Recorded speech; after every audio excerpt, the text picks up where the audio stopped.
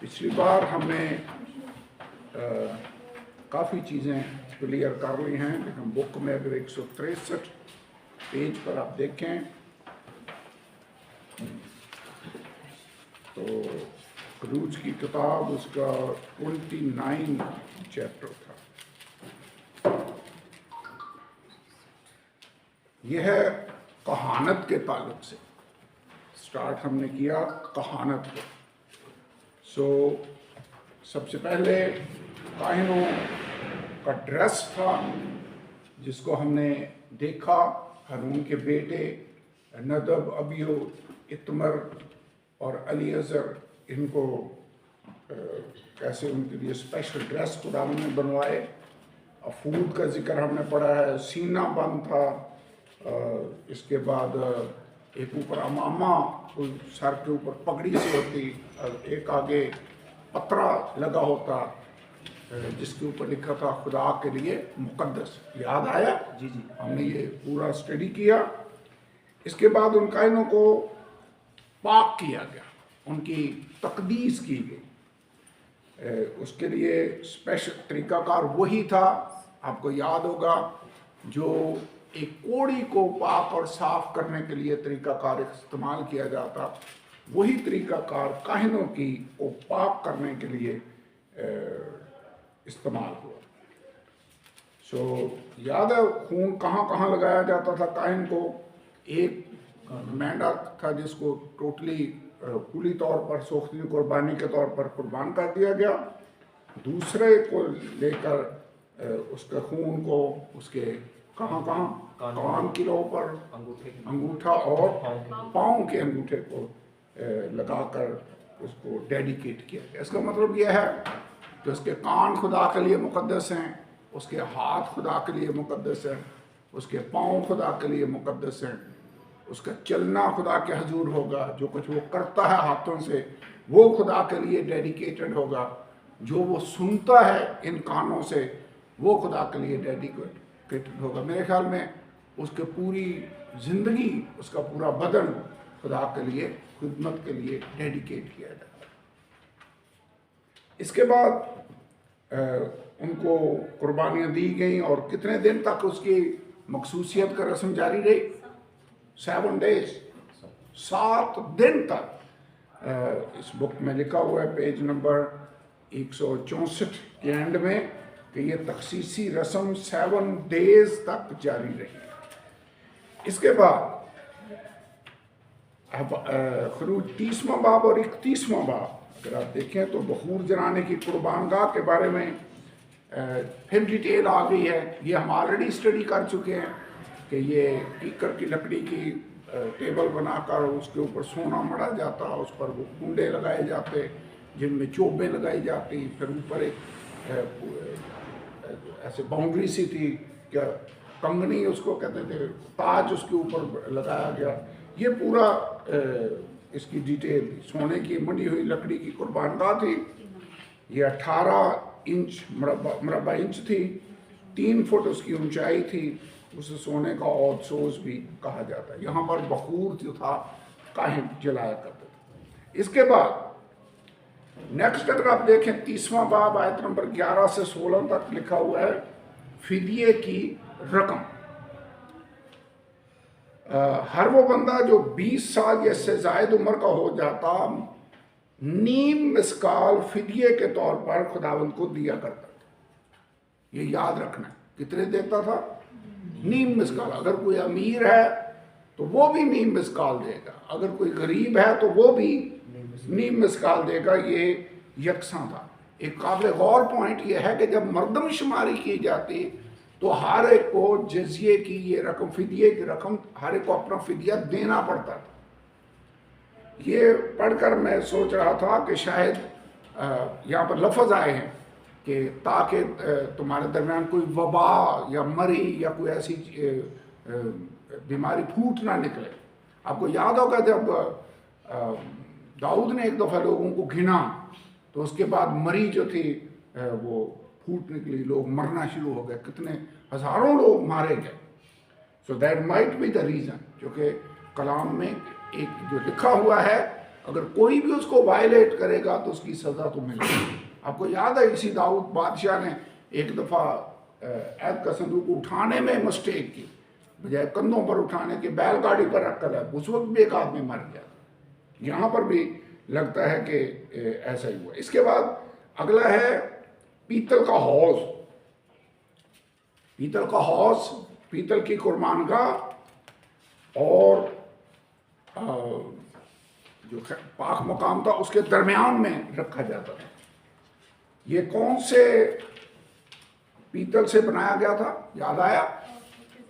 आईनों के लिए जो पीतल इस्तेमाल होता था। मैंने बताया था कि आजकल जो आईने देखने के लिए स्पेशल पीछे वो कोई लगाते हैं चीज़, जैसे शक्ल नज़र आती है। उस ज़माने में पीतल को, जो चमकदार पीतल था जिसमें सूरत नज़र आती थी, उसको आईनों के तौर पर इस्तेमाल करता था। यहाँ से लगता है ये आईनों के पीतल का बना हुआ था जो ख़वातीन की तरफ से हदिये के तौर पर दिया गया। इसका मतलब ख़वातीन ने भी हैकल जब तामीर हुई तो उसमें अपने इस्तेमाल की चीज़ें भी दे दी ताकि खुदा के हैकल के काम को किया जा सके। ओके,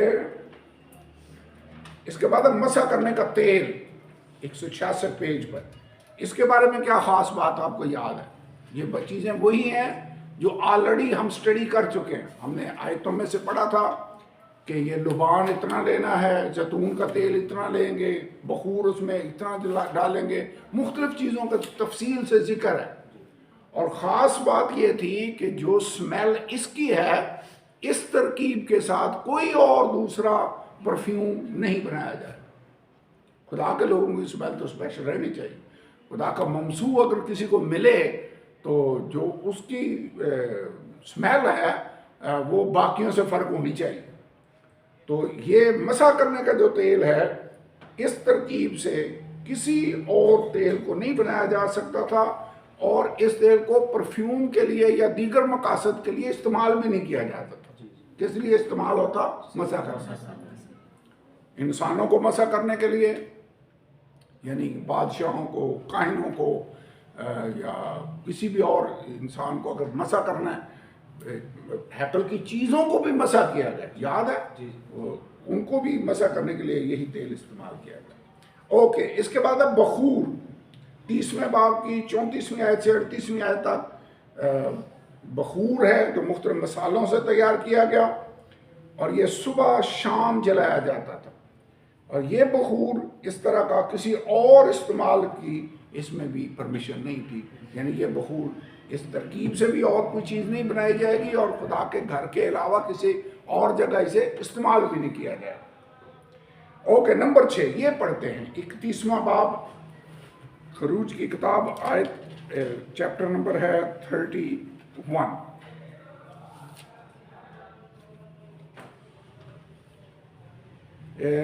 बल्कि 30वां बाब अगर आप देखें तो मैं इस पर गौर कर रहा था। 30वां बाब आयत नंबर 11, जो बात मैं भी कह रहा था, ये बाइबल में लिखी हुई है। पढ़े, क्या लिखा? और खुदावंद ने मूसा से कहा, जब तू बनी इसराइल का शुमार करे तो जितनों का शुमार हुआ हो वो फी मर्द शुमार के वक्त अपनी जान का फिदिया खुदावंद के लिए दें, ताकि जब तू उनका शुमार कर रहा हो उस वक्त कोई वबा उनमें फैलने ना पाए। बस इतना काफ़ी है। यानी ये वही दाऊद वाला वाक़या है जो यहाँ पर प्रूव होता है। 31वां बाब हम पढ़ना चाहते हैं। यहाँ पे आपको याद होगा खुदा ने इंस्ट्रक्शंस दी कि खैमा इज्तिमा कैसे बनाना है। मूसा को उसका पूरा नक्शा और डिज़ाइन खुदावंद ने पहाड़ के ऊपर दिखाया, क्योंकि लिखा हुआ है कि मूसा जो नमूना तुझे पहाड़ पर दिखाया गया है एग्जैक्ट उसी तरह तूने यहाँ पर खैमा इज्तिमा बनाना है। अब वो बनाने के लिए स्पेशल हिकमत की ज़रूरत थी, टैलेंट की ज़रूरत थी। मसलन उनके ऊपर क्रोबियों की वो कढ़ाई करनी है, लकड़ी का वो बनाना है, तो कारपेंटर की सलाहियतों की ज़रूरत है। उसके ऊपर वो मढ़ना है सोने को, जैसे ये लकड़ी का बनाकर उसके ऊपर पूरी वो चादर सी ऊपर आए, वो आम बंदे का काम नहीं है। वो क्रोबी बड़े बड़े पातरीन मकाम के अंदर बनाने थे। वैसे खुदा ने स्पेशल इंस्ट्रक्शन दी, और अब उन चीज़ों को बनाने के लिए ख़ास हुनरमंद लोगों की भी ज़रूरत है। क्या खुदा ने वो मुहैया किए? मुहैया किए। ये यहाँ पर मैं पढ़ना चाहता हूँ 31वां बाब आयत नंबर पहली आयत से लिखा, फिर खुदा ने मूसा से कहा, देख मैंने बजलीएल बिन ऊरी बिन हूर को यहूदा के कबीला में से नाम लेकर बुलाया। खुदा में वैसे बाई नेम जानता है। शायद फारस खोरस के बारे में हमने पढ़ा था, खुदा कहता मैंने उसका नाम लेकर उसे बुलाया। फिर यूसिया नाम का बंदा एक आएगा, खुदा ने बाई नेम उसका जिक्र किया। यहाँ पर भी वैसे हमें भी खुदा बाई नेम जानता है। मैं अपनी भेड़ों को नाम बनाम जानता हूँ। साउल का नाम लेकर बुलाया, सैमुअल का नाम लेकर बुलाया। तो यहाँ भी उस खुदा लेकर खुदावंद ने बजलीएल के बारे में कहा, मैंने उसको नाम लेकर बुलाया है। मैंने उसको हिकमत और फहम और इल्म और हर तरह की सनत में रूह अल्लाह से मामूर किया है। ये रूह अल्लाह इसलिए आया है, यहाँ पर इला लफ्ज़ है जिसको अरबी में अल्लाह जिसका तर्जुमा किया जाता है। और बाइबल का जो ट्रांसलेशन उर्दू में की गई, इसमें कई मौलवी भी शामिल थे। मौलाना इस्माइल और पत्नी और कई मौलवी शामिल थे जब इसका उर्दू में तर्जुमा किया गया। तो स्पिरिट ऑफ गॉड अंग्रेजी में है, लेकिन उर्दू में जब उन्होंने तर्जुमा किया तो उन्होंने रूह अल्लाह कर दिया। ठीक है, इट मीन्स खुदा, सिंपल सी बात है। ताकि लिखा वो रूह अल्लाह से मामूर हो, ताकि हुनरमंदी के कामों को इजाद करें। इसका आपको पता है कितनी इन्वेंशंस हैं, इजादात हैं जो वेस्ट से की जा रही हैं। मेडिसिन मुख्तलिफ तरह की उधर बन रही हैं, हवाई जहाज़ उधर बन रहे हैं। ये बल्ब एडिसन ने वहाँ से बना। ये मुझे लगता है चीज़ें इजाद करने की और चीज़ें बनाने की हिकमत और अकल खुदा देता है। That is the gift of God. तो हमें इसका शुक्र अदा करना चाहिए कि खुदा ने अपने बंदों को हिकमत और अकल दी है कि वो उसके लिए काम कर सके। और आगे लिखा है, सोने चांदी और पीतल की चीज़ें बनाए, पत्थर को जड़ने के लिए काटे। पत्थर काटने की भी खुदा ने अकल दी कि जड़ने के लिए उसको काटना। आपको याद है ये जो सुनार है, ये स्पेशल पत्थर उस साइज का काट कर फिर उसमें जड़ते हैं। स्पेशल तरीका होता है, और उसको फिर वो केसी बनाकर बीच में लगाते हैं ताकि गिर ना पड़े, वरना ऐसे लगा दें तो गिर भी सकता है। लेकिन वो सही पक्का काम करते हैं। तो पत्थर काटना जड़ने के लिए, और लकड़ी को तराशे जिसमें सब तरह की कारीगरी का काम हो। और देख मैंने एलियाब को जो अखीसमक का बेटा और दान के कबीले से है उसका साथी मुकर्रर किया। खुदा ने बजलीएल को बुलाया, उसको हिकमत दी और फिर उसको एक असिस्टेंट भी दिया। खुदा के अपना काम उसने करवाना है तो उसने बंदे भी ऐसे मुकर्रर किए, और उसने सब रोशन ज़मीनों के दिल में ऐसी समझ रखी कि जिनमें जिन जिन चीज़ों का मैंने तुझे हुक्म दिया है उन सबों को वो बना सकें। हुक्म मैंने तुझे दिया है, ये चीज़ें बननी चाहिए, लेकिन उनको बनाने के लिए खुदा ने खास बंदों को खास समझ अता कर दी। वैसे ये जो आखिरी दौर में कलीसिया खुदा बना रहा है मुख्तलिफ शहरों के अंदर, इस कलीसिया को तामीर करने के लिए भी स्पेशल हुनर और अकल और फहम और गिफ्ट्स और सलाहियतों की ज़रूरत है। क्या आपके ख्याल में खुदा इस दौर की कलीसिया को ऐसे हुनरमंद अफराद से महरूम रखेगा? ना देगा। ऐसे लोग खुदा हमें ज़रूर मुहैया करेगा। मेरे ख्याल में हमें ये दुआ करनी चाहिए कि खुदावन जैसे उस वक्त खैमा इज्तिमा बन रहा था, बाद में हैकल बनी, और जब सुलेमान ने वो हैकल बनाई तो वो दुनिया के अजूबों में शुमार होती थी। और आज के दौर में हैकल कलीसिया है जिसको खुदा तामीर कर रहा है। तुम रसूलों और नबियों की नींव पर जिसके कोने का सिरे का पत्थर खुद मसीह यीशु है तामीर किए जाते हो। हम तामीर हो रहे हैं, हम खुदा की खेती और इमारत हैं। और इसको बनाने के लिए अगर खुदा किसी को हिकमत दे, किसी को बुला ले, जैसे उसने बजलीएल और उसके साथ असिस्टेंट और रोशन ज़मीरों को बुलाया, तो मेरे ख्याल में ये हमारे लिए बहुत बड़े ऑनर की बात है। खुदावन तो हमें हिकमत दे, ताकि हम अपने आप को तेरी खिदमत के लिए डेडिकेट कर दें। काम तेरा है, बनाएंगे हम तेरे नक्शे के मुताबिक, लेकिन उसको तेरे दिए हुए नक्शे के मुताबिक बनाने के लिए हमें जिस हिकमत की ज़रूरत है, खुदावंद हमें वो हिकमत अता कर। और बाइबल के अंदर लिखा हुआ है, दाऊद के बारे में स्पेशल ये बात मुझे बड़ी पसंद है। दाऊद जब साउल के हजूर में गया, उसका सिला बरदार बना, उसके सामने रहकर खिदमत करने लगा और काम स्टार्ट हुआ था, उसकी बदरू जब उस पर चढ़ती तो बरबत में जाने वाले की हैसियत से वो गया था। लेकिन बाद में बाइबल के अंदर लिखा हुआ है, जिस काम के लिए भी बादशाह उसे भेजता, औरों के मुकाबला में दाऊद ज्यादा अक्लमंदी के साथ काम करता। बाइबल में लिखा हुआ, बाकी भी काम करते, लेकिन दाऊद जिस काम को करता सलीके से करता, तरीके से करता, ऐसे जैसे पीछा छुड़ाने वाले अंदाज में या काम खत्म करने के स्टाइल में नहीं करता, दिल से करता। जो तेरे हाथ काम करने को पाए, मकदूर भर उसे कर, बाइबल मुकद्दस के अंदर लिखा हुआ है। मैं आपसे कहना ये चाहता हूँ, अच्छा होगा अगर हम खड़े हों, हम दुआ करें। ये पॉइंट मुझे बड़ा अपील कर रहा है कि खुदावंद इस आखिरी दौर में तेरी कलीसिया बन रही, जैसे उस वक्त अक्ल बन रही थी, तूने स्पेशल बंदों को खास हिकमत अता की। मैं अपने आप को तेरी खिदमत के लिए पेश करता हूँ। खुदावंद इसको करने के लिए मुझे दानिश दे, हिकमत दे, मुझे बरकत अता कर और ऐसी समझ दे, ऐसी समझ बदली इनको और एक खुदावंद इन लोगों को अता कर। खुदा की हालेलुया, खुदा के खुदावंद तेरी कलीसिया को हम इसको करना चाहते हैं, हम इस काम को तेरी मर्जी के मुताबिक सरंजाम देना चाहते हैं। जब तूने खुदावंद हाकिम कलीसिया को तामील कर तेरी मर्जी के मुताबिक तेरी मर्जी के मुताबिक हालेलुया,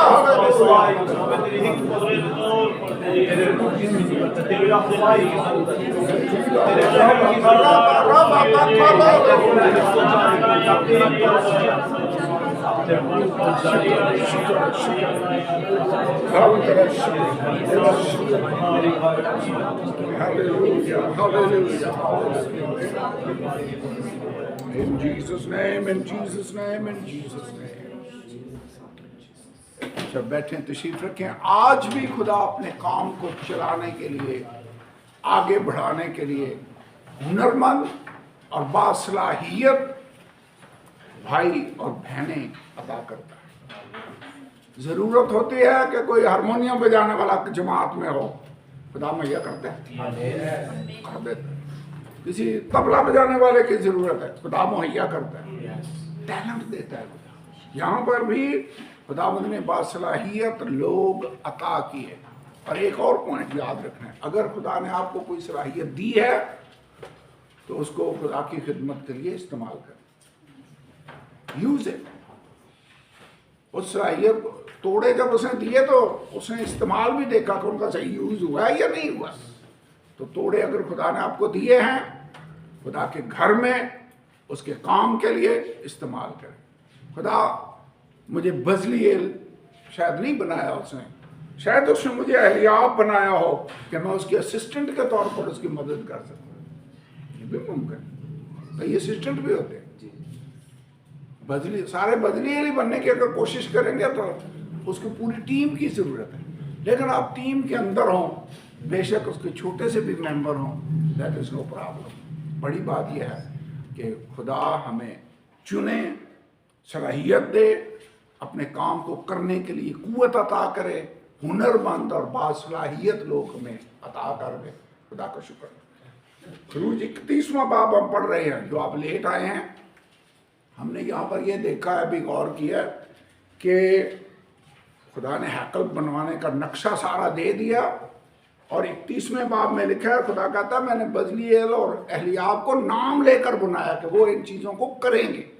मैं इन बच्चों को बता ये रहा हूं कि खुदा का काम आज भी हो रहा है, और आज भी खुदा बासलाहियत और हुनरमंद लोग बुलाता है, उनको सलाहियतें देता है ताकि वो उसके काम को आगे बढ़ना चाहे। तो आज अपने आप पर गौर करें, मेरे पास कौन सा हुनर है? कईयों को खुदा अच्छी आवाज़ दे दे तो वो फिल्म इंडस्ट्री का रुख कर लेते हैं कि अब मैंने नीचे तो खड़ा ही नहीं होना, दुनिया के गाने गाने नहीं। अब अगर हुनर खुदा ने दिया है तो उसको खुदा की खिदमत के लिए इस्तेमाल। हर अच्छी बख्शिश और कामल इनाम ऊपर से मिलता है। हुनर कौन देता है? खुदा देता है। उसको उसका यूज सही होना चाहिए। आवाज़ तो नूर जहाँ की भी बड़ी अच्छी थी, लेकिन वो दुनिया के गाने गाते गाते ही इस दुनिया से गई है। शायद मैं चंद गीत भी गाए, लेकिन ये नहीं कि चंद बीच में वो भी गा लें और बाकी सारे दूसरा काम कर लें। ये तो ऐसे नहीं ना बात पड़े। अगर खुदा आपको सलाहियत दे तो उसे खुदा के लिए इस्तेमाल कर। मैंने देखा है कई दफ़ा बच्चे चर्च में तबला और हारमोनियम सीखते हैं और बाद में उनको देखें तो वो किसी होटल में या किसी और जगह पर बजा रहे होते हैं। देखा हुनर का कैसे इस्तेमाल हो रहा है। खुदा ने यहाँ पर हुनरमंद बासलाहियत लोग मुहैया किए मूसा को, और कहा इनको मैंने स्पेशल हिकमत दी है। किस लिए दी है? ताकि जिन चीज़ों का मैंने तुझे हुक्म दिया है, 6ठी आयत के आखिर में लिखा है, उन सबों को वो बना सकें। मैं अपने घर में अपने हैकल को बनाने के लिए मैंने इनको ये हुनर दिया है, और वहीं उसका इस्तेमाल होना चाहिए। ओके, इस पर थोड़ा सा टाइम ज़्यादा लग गया, लेकिन एनीवे ये सिर्फ ये चीज़ें नहीं बनाएंगे। 10 आयत में लिखा है हौज, उसकी कुर्सी, बेल बूटे कड़े हुए, जामे हारून काहिन के मुकद्दस लिबास, उसके बेटों के लिबास, ताकि काहिन की खिदमत को अंजाम दे। ये तैयार करने के लिए मैंने इनको हुनर दिया है। ये जो स्पेशल गाउन सीते हैं, ये स्पेशल लोग हैं जिनको खुदा ने टैलेंट दिया। लाहौर में मैं एक आदमी को जानता हूँ जो ये बिशपों के चौके सी, आजकल तो मुझे लगता है ज़्यादा बिजी हो गया, क्योंकि हर तीसरा बंदा तो बिशप बन रहा है। तो लेकिन ये है कि वो स्पेशलिस्ट है जो ये चोगे और ये गाउन बिशप्स के वो तैयार करते हैं। तो एनीवे ये कायनों के लिबास से मुझे याद आ गया। तो लिखा है उसके बेटों का लिबास, मसा करने का तेल, मकदस के लिए खुशबूदार मसाले का बखूर, इन सबों को वो जैसा मैंने तुझे हुक्म दिया है वैसा ही बनाए। हुक्म मैंने दिया, काम मेरा है, लेकिन मैंने इन लोगों को हिकमत दी है कि वो बनाने में तेरी हेल्प करें। That is great. ओके, आगे हम चलते हैं। सब्बत का निशान बुक में अगर आप देखें 166 पेज पर, ये आखिरी 31वें बाब की आयत नंबर 12 आखिरी पोर्शन है। 12 आयत में लिखा है कि सब्बत की पाबंदी करना खुदा और इसराइल के दरमियान एक निशान था। आपको पता है सब्बत का जिक्र हमें पैदाइश पहले बाब में मिलता है, दूसरे बाब में खुदा ने सब चीज़ों को बनाने के बाद 7वें दिन क्या लिखा हुआ है? आराम किया और अपने सारे काम से जिसे वो कर रहा था फारग हुआ, और उसने 7वें दिन को बरकत दी।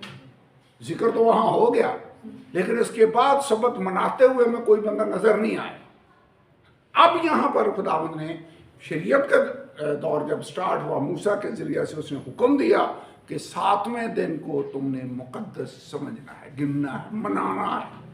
होली अनटू द लॉर्ड, ये सब्बत है, और ये मेरे और इसराइल के दरमियान एक निशान है। पढ़ ले, मेरे ख्याल में इनको पढ़ते 12 आयत से। खुदावंद ने मूसा से कहा तो बनी इसराइल से ये भी कह देना कि तुम मेरे शब्दों को जरूर मानना, इसलिए कि ये मेरे और तुम्हारे दरमियान, तुम्हारी पुश्त दर पुश्त एक निशान रहेगा, मेरे और तुम्हारे दरमियान।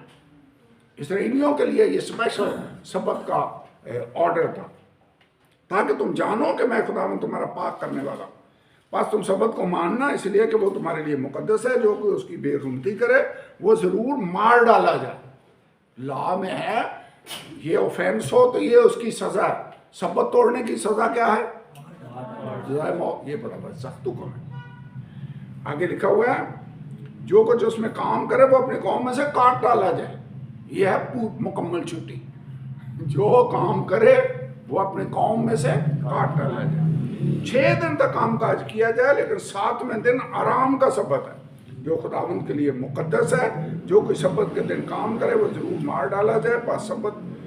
बस बनी इसराइल सबत को माने, पुष्ट दर पुष्ट उसे दायमी अहद जानकर उसका लिहाज रखे।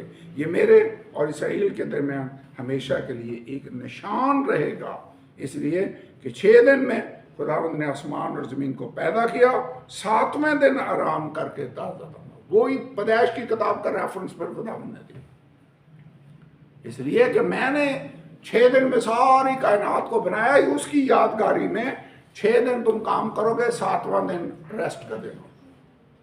और ये मेरे और इसराइल के दरमियान निशान है जो रहे। ओके, ये सबत का निशान है। इसके बाद 18 आयत यहां पे लिखा है, और जब खुदावंद को सीना पर मूसा से बातें कर चुका तो उसने उसे शहादत की 2 लोहें दी। वो लोहें पत्थर की और खुदा के हाथ की लिखी हुई थी। सो पहली 2 तख्तियां जो खुदा ने दी, जिन पर 10 अहकाम लिखे हुए थे, ये खुदा ने खुद लिखा इन पर, और तख्तियां तैयार भी खुदावंद ने की। बस ये बड़ी खास बात। बाद में आपको याद होगा, जब मूसा नीचे उतरा तख्तियां लिए हुए, यशवा थोड़े फासले पर था, जब वो भी मिला, दोनों आपस में बातें कर रहे थे। ये आगे 32वें बाब में इसका जिक्र है, 32 में। लेकिन उधर हम फिर बाद में जाते हैं। पहले इसको अगर आप देख लें, एनीवे हम इसको देख लेते हैं। जब बातें कर रहे थे तो नीचे से आवाज़ें आ रही। मूसा ने बता, वैसे खुदावंद ने मूसा को ऊपर ही बता दिया कि तेरे लोग जिनको तू लेकर आया इतनी जल्दी फिर गए हैं, और इन्होंने बछड़ा बनाया है और उसकी प्रस्तिश की है, और ये भी कहा कि देख ये तेरा खुदा है जो तुझे मिस्र से निकाल कर है। वैसे खुदा को ये बात कितनी बुरी लगी होगी कि ये सारा जाहो जलाल मेरी बजाय उस बछड़े को दे रहे।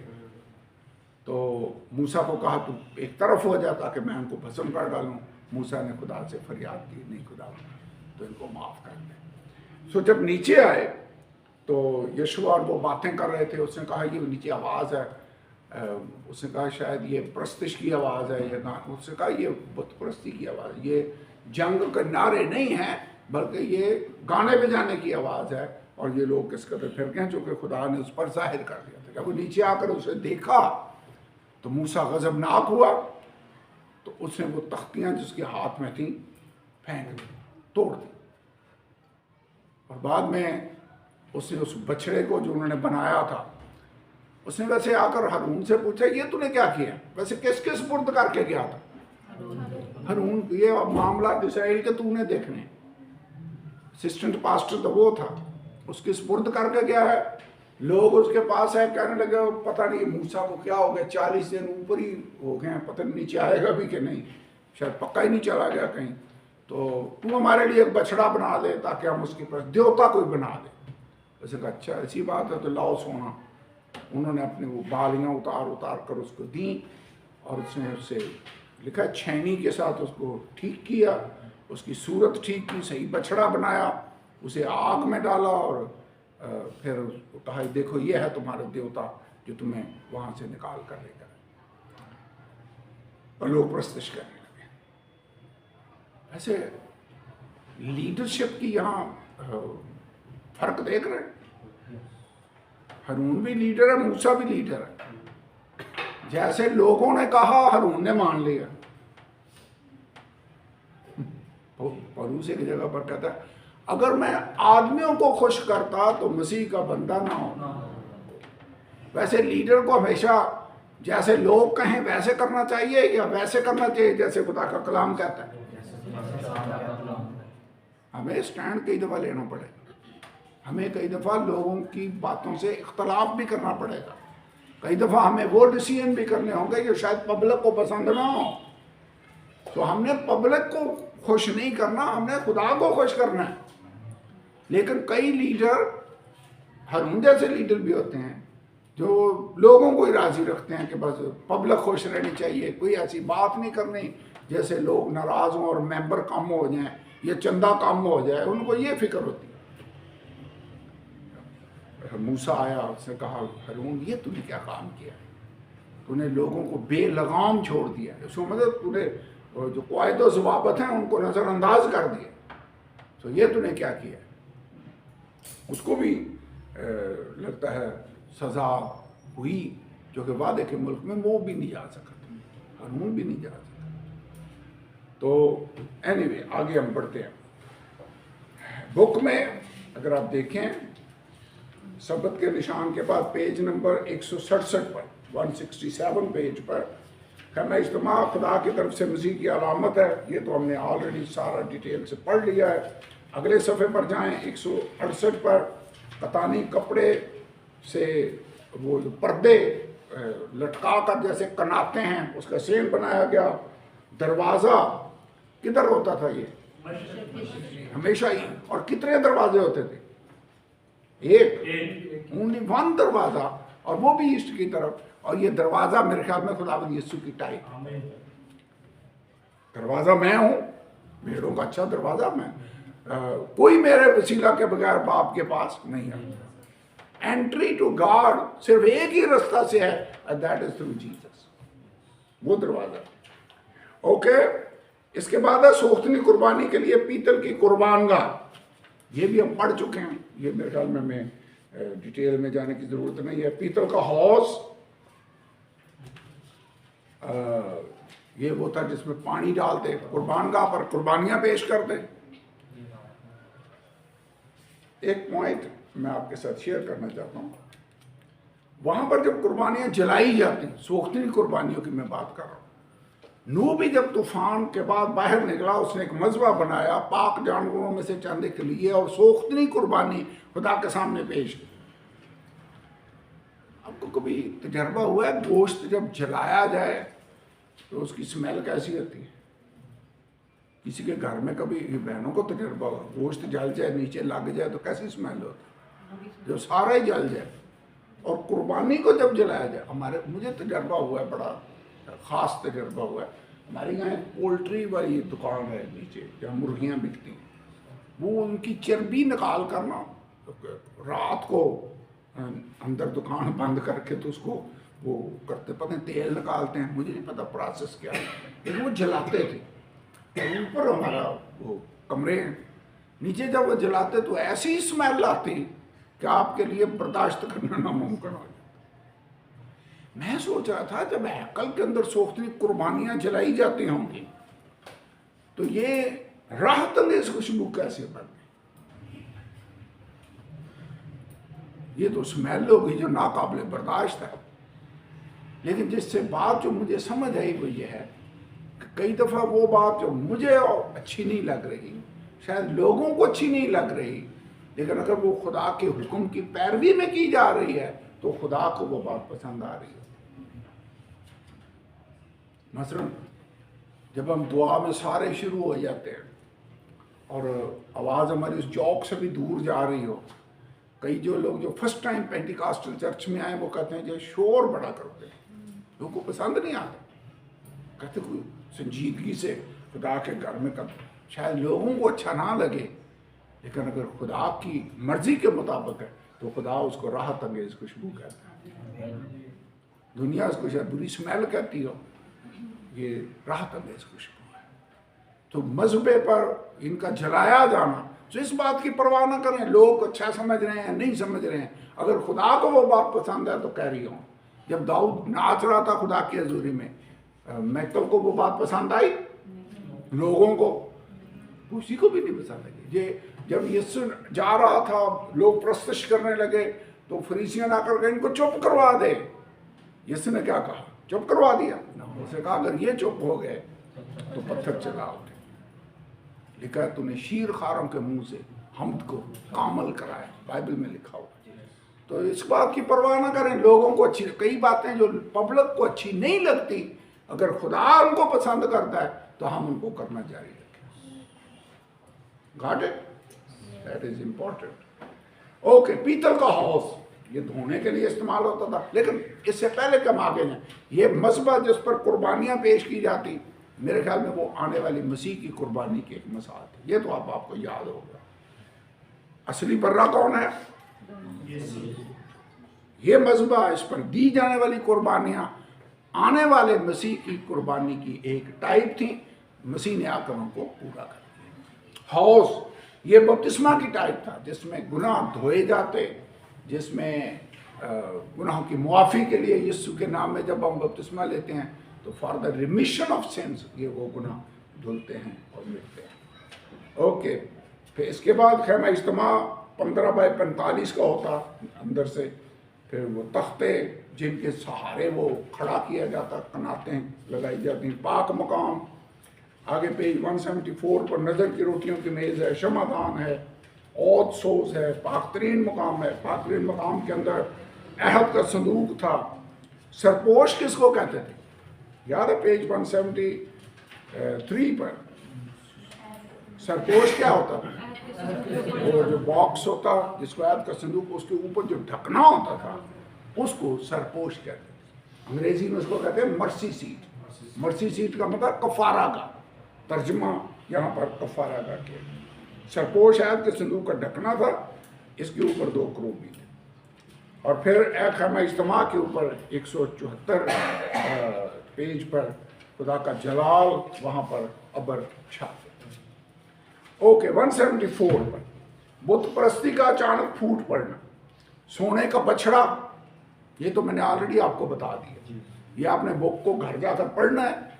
ये पूरी डिटेल यही है कि जब वो ऊपर थे तो कैसे उन्होंने बछड़ा बनाया। इसको पढ़ते हैं। ठीक है, जब मूसा को लोगों के पास आने में देर हो गई तो उन्होंने हारून से कहा कि वो उन्हें एक बुत बना दे। उसने बड़ी आजिज़ी से उनकी हाँ में हाँ मिला दी। ये क्या है? Week leadership. लीडर वैसे कैसा होना चाहिए? जो आपकी हर बात में हाँ मिलाता जाए या कभी कभी इख्तलाफ भी कर ले। आजकल कई चर्चों में ऐसे होता है कि कमेटी बनाई होती है, एल्डर और उसमें कई और लोग शामिल होते हैं। अगर पास्टर उनकी बात के मुताबिक ना काम सुनाए ये चले तो वो उसकी छुट्टी करवा के दूसरा पास्टर ले आते। देखा है कभी? मैंने कई जगहों पर देखा। तो ऐसे मौक़ों पर हारून की तरह उन्हें उनकी हाँ में हाँ मिलानी पड़ती है। लेकिन ये वीक लीडरशिप है। मेरे ख्याल में हमें इन बातों की परवाह नहीं करनी चाहिए। अगर कलाम की बात है तो फिर कलाम के लिए हमें स्टैंड लेना चाहिए, कलाम की मुनादी का। ओके, हाँ मिलाकर उनसे सोने की बालियों को बछड़े के रूप में डाल दिया। ये ऐसा अमल था जिसे वाज़े तौर पर ममनू करार दिया गया था। उन्होंने बछड़े की परस्तिश की, उन्होंने खाया पिया, खेल कूद में लग गए। वो एक बछड़े की सूरत में खुदावंद की परस्तिश कर रहे थे। तो दी वैसे खुदा ने बरकत थी। याद है, सोना बरकत ही था ना, कि जब तुम निकलो हर एक औरत अपने पड़ोसन से सोने चांदी के जेवर मांग लें, उन्होंने दे दिए। ये तो खुदा ने उनको बरकत दी। वरना बंदा शिफ्ट हो रहा हो, सामान पैक किया हो, तो उसको मांगने पर कौन देता है? कुछ और रुपया नहीं देगा। ये सोने चांदी के जेवर दे रहे हैं, खुदा ने उनके दिल फेर दिए। तो बरकत दी, लेकिन बरकत का गलत इस्तेमाल करते हुए उन्होंने उससे बछड़ा बनाकर उसकी परस्तिश शुरू कर दी। वैसे बरकत का मिसयूज हो सकता है? होता है और हो सकता भी है। एक दफ़ा एक बड़ी फतह उनको मिली। बाद में क़ज़ात की किताब में लिखा, वो जो लीडर था उसने कहा अपने अपने सोना उतार कर मुझे दो। उसने उससे एक बछड़ा, एक बुत बनाया और वो बुत लोगों को फिर वापस बुत परस्ती में ले जाने का बायस बना। बरकत कई दफ़ा लानत का बायस भी बन जाती है। एनीवे, ओके, सोने का बछड़ा बना लिया, लेकिन लोगों के गुनाहगार दिलों के बायस ये बरकत लानत में तब्दील हो गई। खुदा ने मूसा को बताया कि पहाड़ के दामन में क्या हो रहा है। वैसे मूसा पहाड़ के ऊपर ही था, खुदा ने ऊपर ही उसे बता दिया कि नीचे हो क्या रहा है। खुदा कई दफ़ा सीक्रेट बातें अपने लोगों पर जाहिर कर देता है। उसे ऊपर समझ आ गई कि नीचे क्या हो, और इस कौम को बर्बाद करने की धमकी दी। लेकिन आगे लिखा है नंबर 2 पे शफायत और मूसा का गुस्सा। उसने शफायत की और लोगों के लिए फरियाद की। खुदा ने उसकी फरियाद के जवाब में उनको छोड़ दिया। ओके, 32वां बाब आयत नंबर 25 से हम पढ़ते हैं। पिछली दफा इस पर गौर किया था, मेरे ख्याल में नहीं किया। 32वां बाब आयत नंबर 21।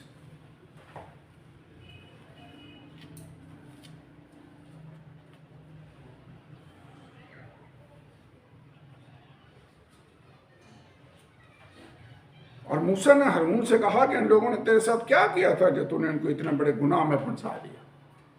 किससे कह रहा है? लीडर से।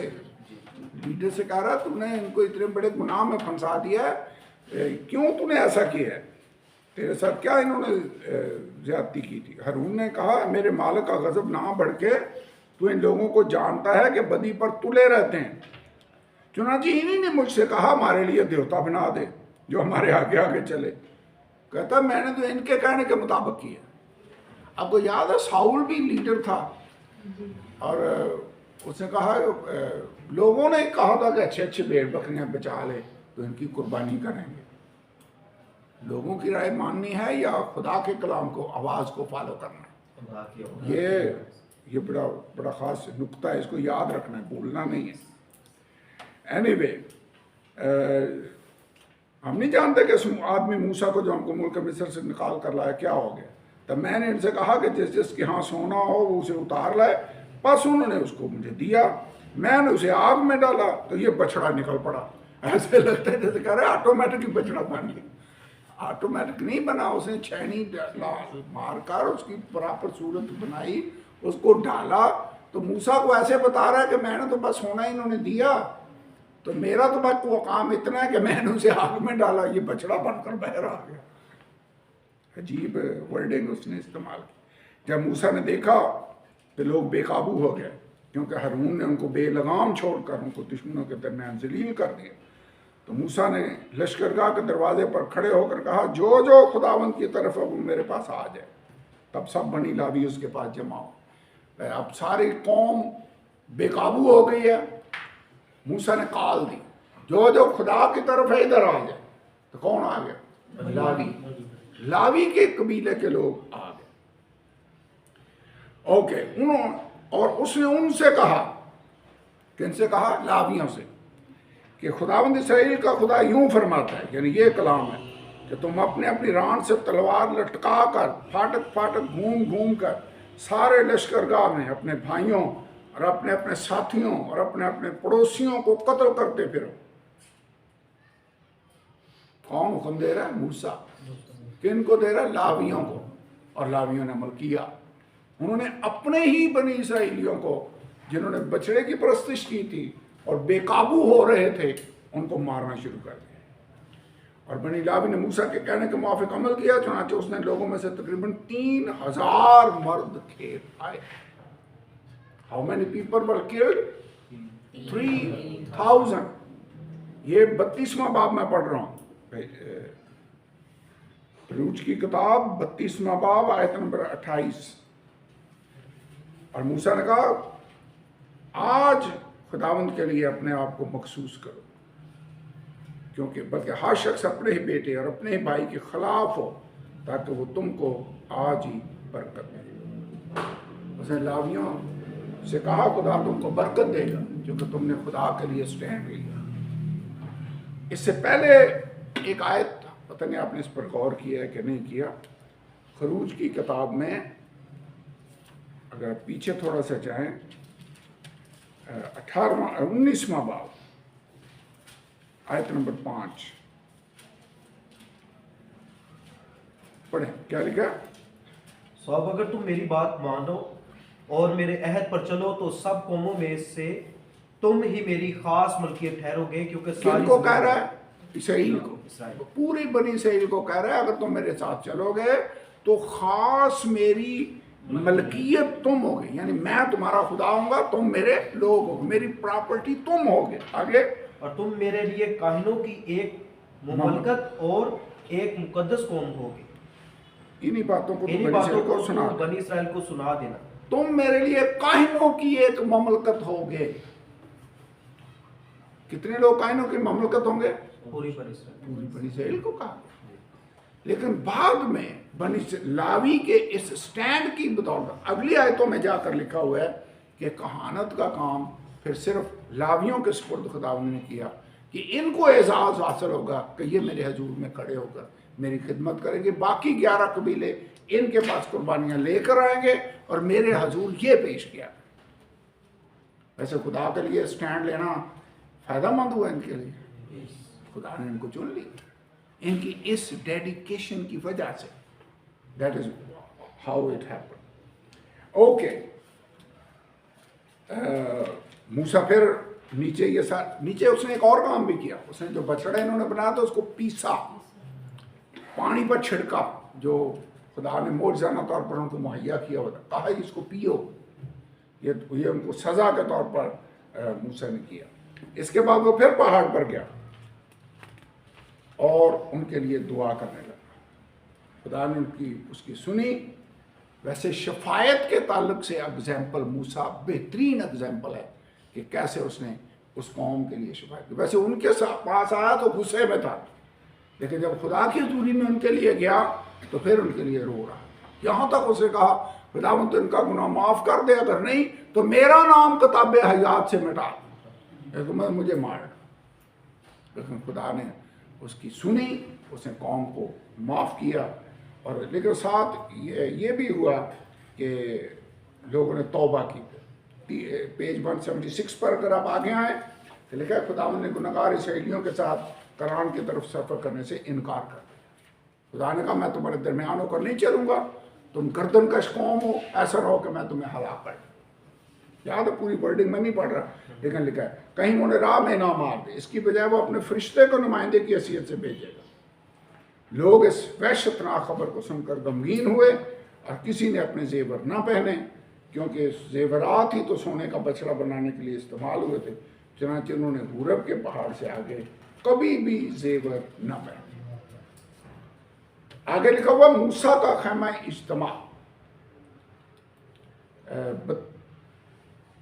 33वां बाब 7वीं आयत बाइबल में से अगर आप देखें तो यहाँ पर लिखा हुआ है कि मूसा एक खैमा लश्कर का जहाँ बाकी लोगों के खैमे थे उनसे दूर बाहर लगा लिया करता था, और उसने उसका नाम खैमा इज्तिमा रखा। 7वीं आयत में लिखा है जो कोई खुदा से मिलना चाहता, उसका तालब होना चाहता, वो लश्करगाह के बाहर उसी खैमा की तरफ चला जाता। सारे लोग और जब मूसा बाहर खैमे की तरफ जाता, लोग उठकर अपने अपने दरवाजे, डेरे के दरवाजे पर खड़े हो जाते, मूसा के पीछे देखते रहते जब तक वो खैमा के अंदर दाखिल ना हो जाता। जब मूसा खैमा के अंदर चला जाता तो अबर का सतून उतर कर खैमा के दरवाजे पर ठहरा रहता और खुदावंद मूसा से बातें करने लगता। तो खैमा इज्तिमा बाद में बना, अभी ये सिर्फ एक खैमा है जिसमें मूसा जाता और खुदा के साथ बातें किया। बाकी लोगों में से भी जो खुदा को से मुलाकात करना चाहता वो उसी खैमा में जाता। यहाँ पर लिखा है जैसे कोई अपने दोस्त से बातें करता है, वैसे ही 11 आयत में लिखा है खुदावंद रूबरू होकर मूसा से बातें करता था। मूसा लश्करगाह को लौट आता था और उसका खादम यशवा जो नून का बेटा और जवान आदमी था खैमा से बाहर नहीं निकला। वैसे यशवा खुदा की हजूरी से प्यार करता है, मूसा दुआएं करता जो भी, फिर वो काम के लिए खैमे से बाहर भी आता, लोगों को लश्करगाह में मिलता, लेकिन यशवा की कोशिश होती कि वो खैमे के अंदर ही। कैसा वैसे अब समझ आती है खुदा ने क्यों यशवा का इंतखाब किया मूसा के मरने के बाद। क्या मूसा तो अपने हाथ यशवा पर रख ताकि तेरी जगह ये बनी इस्राएल का लीडर हो, जो कि यशवा खुदा की हजूरी से प्यार करता है, मोहब्बत रखता है। Okay okay okay. इसके बाद 12 आयत से 16 आयत के अंदर ये लिखा हुआ है कि मूसा ने खुदा से दरख्वास्त की कि मुझे अपना जलाल दिखा। ऐसी ये रिक्वेस्ट थोड़ी अजीब नहीं लगती? खुदा उसके साथ रूबरू बातें कर रहे हैं। 40 दिन 40 रात पहाड़ पर खुदा की हजूरी में रहा है, जलती झाड़ी में खुदा ने उससे कलाम किया, जलाल देखा नहीं अभी तक। फिर कह रहे खुदा मुझे अपना जलाल दिखा। मुझे पता है इसमें लेसन क्या लगता है, जितना आप खुदा की हजूरी में आगे बढ़ेंगे उतनी ही आपकी प्यास खुदा के लिए बढ़ती चलेगी, उतना ज़्यादा आप और आगे जाना चाहते हैं। खुदा मुझे अपना जलाल दिखा। खुदा ने कहा ओके, तू मेरा जलाल देख नहीं सकता, मैं तुझे चट्टान में छुपाए रखूँगा, अपना हाथ रखूँगा, जब जलाल गुजर जाएगा तो मैं फिर हाथ हटाऊँगा, तू जलाल को दूर से देख सकेगा लेकिन पूरे जलाल को, वैसे इंसान खुदा के पूरे जलाल को देख ही नहीं सकता। इसीलिए तो मशहूर है कोई आदमी खुदा को देखकर जिंदा नहीं रह सकता, लेकिन मूसा ने खुदा के जलाल को देखा। Okay okay okay. और जब मूसा दोबारा पहाड़ पर गया, पेज 177 पर बुक के अंदर लिखा हुआ है अहद की तजदीद 34वें बाब की पहली 9 आयतों में ये लिखा हुआ है कि अकेला कोहे सीना पर बुला लिया गया। इस बार वो अपने हाथ से तैयार की हुई पत्थर की 2 लोहें लेकर गए। ये पहली 2 पत्थर की लोहें थी वो खुदा के हाथ की तैयार की हुई थी, तो अब ये अपने हाथ की तैयार करके लेकर गया। वहां पर खुदा ने अपने आप को यूं जाहिर किया, ये कहता हुआ खुदा ने अपने खूबी जाहिर की। क्या अल्फाज थे कि खुदावंद खुदा रहीम, मेहरबान, कहर करने में धीमा, शफकत और वफा में गनी है। लिखा मैं तेरे हजूर अपनी सारी नेकी का इकरार इजहार करूँगा, बयान करूँगा, और खुदावंद ने ये किया। अगर आप आयत नंबर 5 पर लिखें तो लिखा तब खुदावंद अबर में होकर, बाइबल में से पढ़ने लगा हूँ, खरूज 34वां बाब आयत नंबर 5। तब खुदावंद अबर में होकर उतरा, उसके साथ वहाँ खड़े होकर खुदावंद के नाम का ऐलान किया, और खुदावंद उसके आगे ये पुकारता हुआ गुजरा, खुदावंद खुदावंद खुदाए रहीम और मेहरबान, कहर करने में धीमा, शफकत और वफा में गनी, हज़ारों पर फजल करने वाला, गुनाह और तकसीर और खता का बख्शने वाला, लेकिन वो मुजरम को हरगिज़ बरी नहीं करेगा, बल्कि बाप दादा के गुनाह की सज़ा उसके बेटों और पोतों को 3री और 4थी पुश्त तक देता है। तब मूसा ने जल्दी से सर झुकाकर सजदा किया, कहा है खुदावंद अगर मुझ पर तेरे कर्म की नज़र है। कर्म की नज़र का मतलब है if I have found favour in your site, अगर मुझ पर तेरी फेवर की नज़र है तो ऐ खुदावंद मैं तेरी मिन्नत करता हूँ हमारे बीच में होकर चल। पहले खुदा ने कहा था ना मैं तुम्हारे बीच में होकर नहीं चल, मूसा ने फिर बर्दाश्त किया, खुदावंद तेरे बगैर मैं नहीं जाना चाहता, तू हमारे बीच में होकर चल। गो ये गर्दनकश कौम है, तू हमारे गुनाह और खता को मुआफ़ कर और हमको अपनी मिरास कर ले। उसने कहा देख मैं अहद मानता हूँ कि तेरे सब लोगों के सामने ऐसी करामात करूँगा जो दुनिया भर में और किसी कौम में नहीं की गई, और सब लोग जिनके तू बीच में रहता है खुदा उनके काम को देखेंगे, और जो मैं तुम लोगों से करने को हूँ वो हैबत ना काम आज होगा। आज के दिन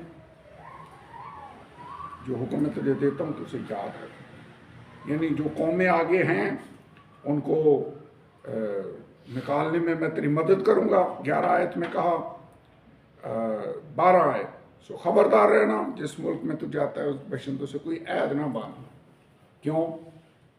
क्योंकि तूने मेरे साथ ऐद बांधा हुआ है, उनके साथ नहीं ऐद बांध रहे, हम खुदा के साथ अहद में, इसीलिए उनके बुतों की परस्तिश नहीं करनी।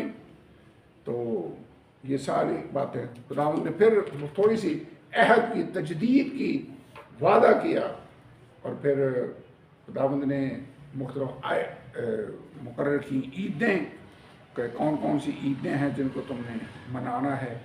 आयत नंबर 23 अगर आप पढ़ें, 3 ईदें मनाने का खुदा ने ऑर्डर दिया। कौन कौन सी ईदें थी याद है? बुक को देख लें 178 पेज पर। फिर खुदा ने बेखमीरी रोटियों की ईद, पलौठों की तकदीस, हफ्तों की ईद और फसल काटने की ईद के सिलसिले में हदायत को दोहराया।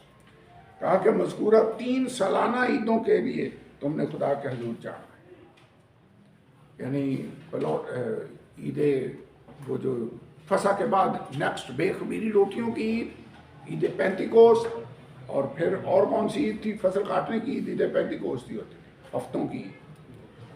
इनको तुमने मनाना है मेरे सामने। ये यहाँ पूरी डिटेल 34वें बाब में लिखी हुई है। अजीब प्रॉमिस खुदा ने किया। खुदा ने कहा कि जब तुम ये मेरे हजूर में हाजिर होगे तो मैं आई विल मेक श्योर कि जब तुम मेरे हजूर में हाजिर होगा, पढ़ लें 24वीं आयत, क्योंकि 23वीं आयत से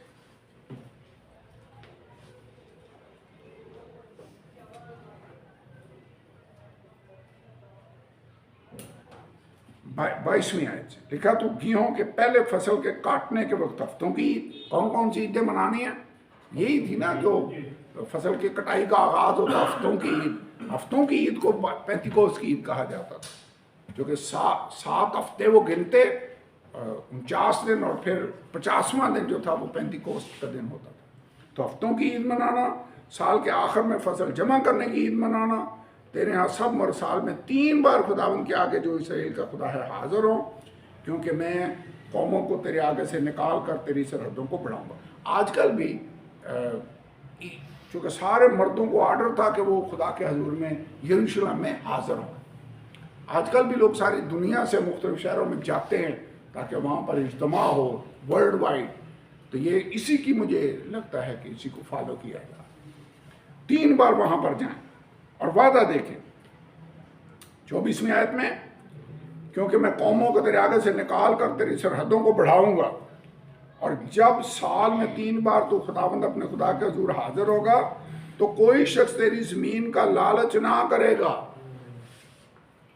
वैसे खतरा था ना कि मर्द सारे गए हुए हों, पीछे औरतें और बच्चे रह जाएं, तो उनकी जगह पर तो कब्जा भी हो सकता था। खुदा ने कहा तुम भी ईद मनाने के लिए जाना, आई विल मेक श्योर कि कोई तुम्हारी जगह पर कब्जा ना करे। कैसा प्रॉमिस है! ऐसे खुदा अपने लोगों के साथ कैसे बड़े बड़े वादे करता है कि मैं तुम्हारे साथ ये करूंगा। ओके ओके ओके,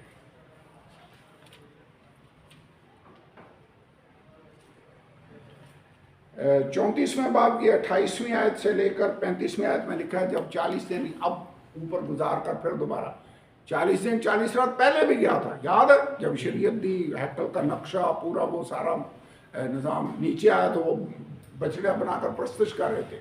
अब उनसे गुस्सा दिखाने के बाद फिर मूसा पहाड़ पर गया, अब तख्तियाँ 2 साथ कर लेकर गया। खुदा ने 10 काम फिर लिख दिए।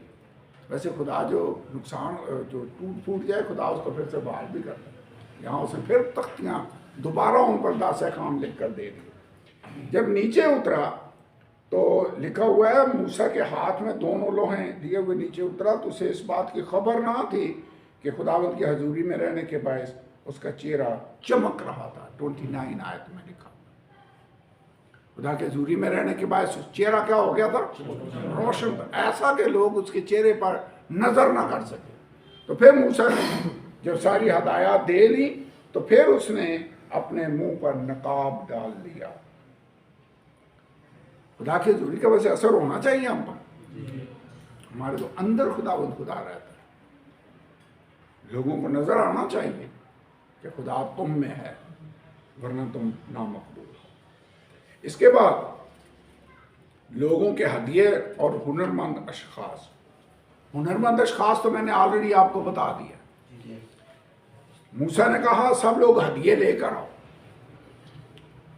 लकड़ी चाहिए, कीकर की लकड़ी, लोग लकड़ी का हदिया ला रहे, कोई सोने का हदिया ला रहे, कोई बारीक कतान उसको बनाया है औरतों ने और वो लेकर आ रहे हैं, जिसके लिए पर्दे उन्होंने बनाने, बारीक बटा हुआ कतान बाइबल का लिखा। इतनी चीजें आ गई कि ये लोग जो बना रहे थे, कौन से बजलीएल और एलियाब और बाकी लोग, वो मूसा के पास आए, आकर कहने लगे लोगों को स्टॉप कर दे, अब इतना सामान जमा हो गया है, हैकल के खैमा इज्तिमा बनाने के लिए ना सिर्फ काफ़ी है बल्कि एक्स्ट्रा हो गया। ऐसे बंदा सोचे, शायद कितने साल तो गुलामी में रहे, अब निकले हैं, खुदा का खैमा इज्तिमा बनने लगा है, तो इस कदर खुदा देने की रूह में और स्पिरिट में है कि मोर देन इनफ जमा हो गया है। उनको स्टॉप करना पड़ा कि अब और ना लाओ। वैसे खुदा बियाबान में भी बरकतें दे सकता है, बरकत दे सकता है अगर देने वाला तो वो है। उसने अजीब काम किया कि उस बियाबान के अंदर भी खुदा का घर बनाने के लिए जब फंड्स की ज़रूरत है, चीज़ों की ज़रूरत है, तो इतना सामान जमा हो गया कि उनको रोकना पड़ा कि अब लोगों से कहो कि मज़ीद सामान ना लाएं, क्योंकि बहुत सा है जो यहाँ पर जमा हो चुका है। 36वां बाब बाइबल से पढ़ लेते हैं, एक दो आयत।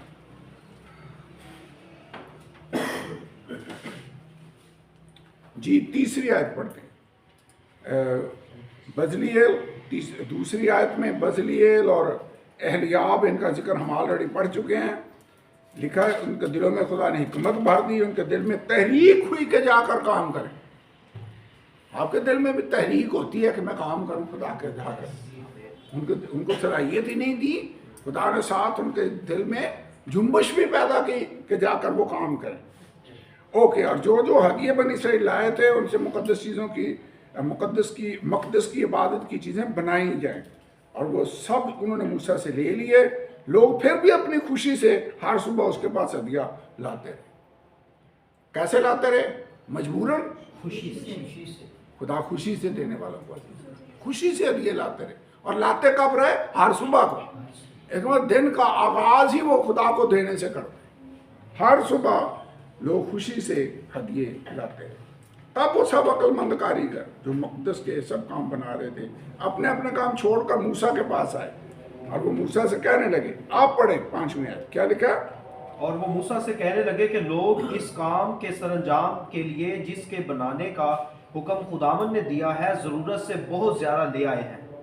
तब मूसा ने जो हुक्म दिया उसका ऐलान उन्होंने तमाम लश्करगाह में करा दिया कि कोई मर्द या औरत अब से मकदस के लिए हदिया देने की गर्ज से कुछ और काम ना बनाए। यूं वो लोग और लाने से रोक दिए गए, क्योंकि जो सामान उनके पास पहुंच चुका था वो सारे काम को तैयार करने के लिए ना फकत काफी बल्कि ज्यादा था। ऐसी कैसी प्रॉब्लम है? इतना दे दिया जाए कि स्टॉप करना पड़े कि बस भाई और नहीं चंदा देना, बस बहुत हो। ये खुदा की बरकत है, ये खुदा की बख्शिश है। इसके बाद 35वां बाब आयत नंबर 4 से आगे बुक में देख लें, 179 पेज पर लोगों के हदिये हुनरमंद अशखास की हमने ऑलरेडी पढ़ लिया है।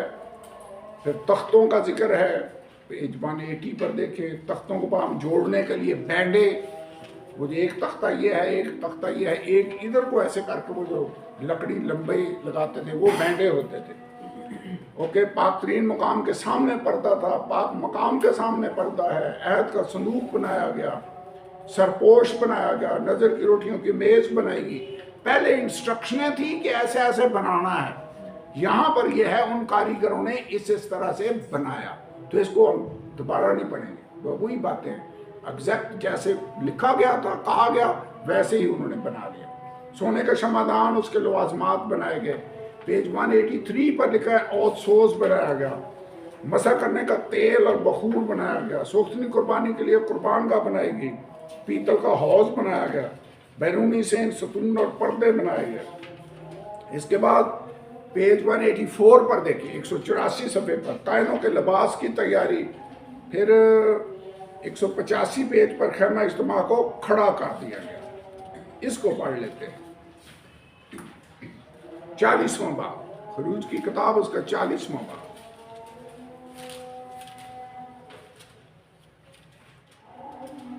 और खुदावंद ने मूसा से कहा कि पहले महीने की पहली तारीख को खैमा इज्तिमा के मस्कन को खड़ा करते हैं। वैसे पहला ही महीना हो, पहली ही तारीख हो, उस दिन मस्कन को खड़ा, नया आगाज, नए साल का अच्छा मैसेज बन सकता है।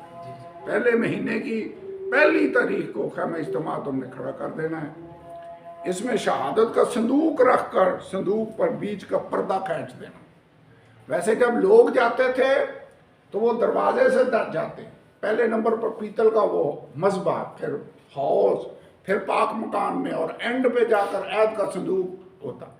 जब इसको वैसे खड़ा किया गया तो अंदर इधर से शुरू किया गया, ऐद के संदूक से। पहले ऐद का संदूक रखकर उसको खींच देना, फिर मेज़ को अंदर ले जाकर उस पर की चीज़ें तरतीब से सजा देना, फिर शमादान को अंदर कर देना, पूरा उसको खड़ा कर दिया गया। इसको बुक से पढ़ते, बाइबल से नहीं पढ़ते, बुक से पढ़ते। 40 बाब की पहली 8 आयतों में लिखा है, खुदा ने हुक्म दिया कि खैमा इज्तिमा को साल के पहले दिन खड़ा किया जाए। ये खरूज से 1 साल के बाद मिस्र से निकले हुए कितनी देर हो गई है? पूरा 1 ईयर, 1 साल हो गया। और इसराइल के कोहे सीना पर पहुंचने के 8.5 महीने बाद, कोहे सीना यूरोप के पहाड़ तक आने में भी उन्हें 2, 2.5, 3 महीने तो लगे थे। तो 8.5 महीने कोहे सीना पर पहुंचने के बाद और मिस्र से निकलने से 1 साल बाद उसने ये भी बयान किया कि खैमे के अंदर सामान कहाँ कहाँ रखा जाए। खुदा ने पूरी इंस्ट्रक्शन दी। इसके बाद 9वीं आयत से 17 आयत तक, 9 आयत से 15 आयत में खैमा इज्तिमा के सामान, सरदार काहिन, उसके बेटों को मसा करने के लिए हदायतों को दोहराया गया। सारी रेपिटिशन है, दोबारा पढ़ने की तो ज़रूरत नहीं है ना, ये हम ऑलरेडी पढ़ चुके। इसराइल के मिस्र से निकलने के 1 साल बाद पहले महीने के पहले दिन इन हदायत पर अमल किया गया। अगले पेज पर आ जाए 186 पर। चुनांचे मूसा ने मस्कन को खड़ा किया। इस पैरे में बताया गया कि जैसा खुदावंद ने मूसा को हर एक हिस्से की बनावट, खैमे के अंदर सामान के बारे में हुक्म दिया था, उसने तफसीली हदायत पर कैसे अमल किया। सबसे आखिर में मूसा ने खैमा इज्तिमा के गिरदा गिर्द सेन को खड़ा किया, यानी वो कनाते लगाएं, ठीक है, वो खड़ा किया। तब अहम काम को खूबसूरती से अंजाम देने पर शाबाश के अल्फाज दर्ज है, यूं मूसा ने इस काम को ख़त्म किया, यूं मूसा ने इस काम को ख़त्म किया। यह है तारीफी अल्फाज। फिर खैमा इज्तिमा पर अबर छा, जब हर चीज़ खुदा की मर्जी के मुताबिक हुई, उसको खड़ा किया गया, तो खुदा का अबर उस खैमा इज्तिमा के ऊपर छा गया। वैसे ये मुझे सबसे ज़्यादा अहम बात लगती है। हम जो मर्जी करते रहें, जब तक खुदा की तस्दीक उसमें शामिल ना हो, हमारे लिए सारी मेहनत बेकार हो। खुदा मोहर लगाए, यहाँ पर उसने अपनी हजूरी उस जगह पर नाजिल की और लोगों के देखते हुए अबर उस जगह पर छा गया। लिखा हुआ है 34वीं आयत से 38वीं आयत तक, खैमा इज्तिमा पर अबर छा गया, मस्कन खुदा के जलाल से मामूर हो गया, यहाँ तक कि मूसा खैमा इज्तिमा में दाखिल ना हो सका। और यही अबर सफ़र में लोगों के साथ साथ था। जब अबर चलता लोग चलते, जब वो रुक जाता तो वो भी रुक जाते। लावी के घराने के ताल्लुक से पास मूसा ने कहानती अमूर सरंजाम वो दे ही सकता था, जब तक हारून और उसके बेटों को ये जिम्मेदारी सौंपी ना दे, तब तक मूसा काहिन का काम करता था, जो वो लावी के कबीला से था। फिर जब हारून को और उसके बेटों को ये काम दे दिया गया, तो फिर मूसा ने वो काम ना किया। यूं खरूज की किताब बनी इसराइल की मिस्र से मखलसी, कोहे सीना पर खैमा इज्तिमा को खड़ा करने के दरमियानी साल की तारीख। अब डेट इसकी देखे तो ये मिस्र से निकलने और कोहे सीना पर खैमा इज्तिमा खड़ा करने के दरमियान में खरूज की किताब लिखी गई।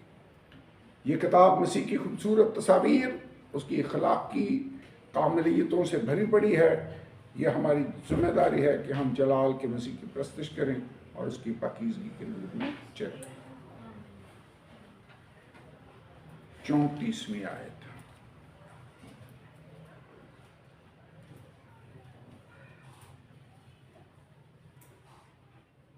आयत से पढ़ते हैं। लेट अस रीड आयत नंबर 34 जी। तब खैमा इज्तिमा पर अबर छा गया और मस्किन खुदावन के जलाल से मामूर हो गया, और मूसा खैमा इज्तिमा में दाखिल ना हो सका, क्योंकि वो अबर उस पर ठहरा हुआ था, और मस्किन खुदावन के जलाल से मामूर था। और बनी इसराइल के सारे सफर में ये होता रहा कि जब वो अबर मस्किन के ऊपर से उठ जाता तो वो आगे बढ़ते, पर अगर वो अबर ना उठता तो वो उस दिन तक सफर नहीं करते थे जब तक वो उठ ना जाता, क्योंकि सब खुदावन का अबर इसराइल के सारे घराने के सामने और उनके सारे सफर में दिन के वक्त तो मस्कन के ऊपर ठहरा रहता और रात को उसमें आग रहती थी। आमीन आमीन आमीन। आइए खड़े हों। मेरे ख्याल में जो भी कर लें वो उतनी देर तक बेकार होगा जब तक खुदा की हजूरी हमारे दरमियान ना हो। मसलन हम परस्तिश करें, गीत गाएं, गीत गा गा कर हम गले बिठा लें, लेकिन तब खुदा की हजूरी हमारे दरमियान नहीं होगी, फायदा नहीं। वैसे उसने वादा किया इसराइल का खुदा अपने बंदों के हमदो सना पर तख्त नशीन। इसने ये सब कुछ जब खुदा की मर्जी के मुताबिक बनाया तो लिखा है खुदा का अबर उस जगह पर नाज़िल हुआ। खुदावंद मैं तेरी हजूरी में रहना चाहता हूँ, मैं वो करना चाहता हूँ जो तुझे पसंद है। बाइबल के अंदर लिखा है मैं खुदा की रहमतें याद दिलाकर तुमसे इल्तमास करता हूँ कि अपने बदन कुर्बानी होने के लिए नजर कर जो जिंदा पाक और खुदा को पसंद है, यही तुम्हारी माकूल है। खुदा उस पर तस्दीक करे, और खुदा तस्दीक पता है कैसे करता है? जब वो अपना पाक रूह नाज़िल करता है। तौबा करें, बपतिस्मा लें खुदा यीशु मसीह के नाम में, और फिर जब खुदा अपना रूह नाज़िल करता है तो समझ लें उसने आपकी कुर्बानी को एक्सेप्ट कर लिया। आइए दुआ करें और उससे कहें खुदा मैं ऐसी कुर्बानियाँ पेश करना चाहता हूँ जो तेरे हज़ूर में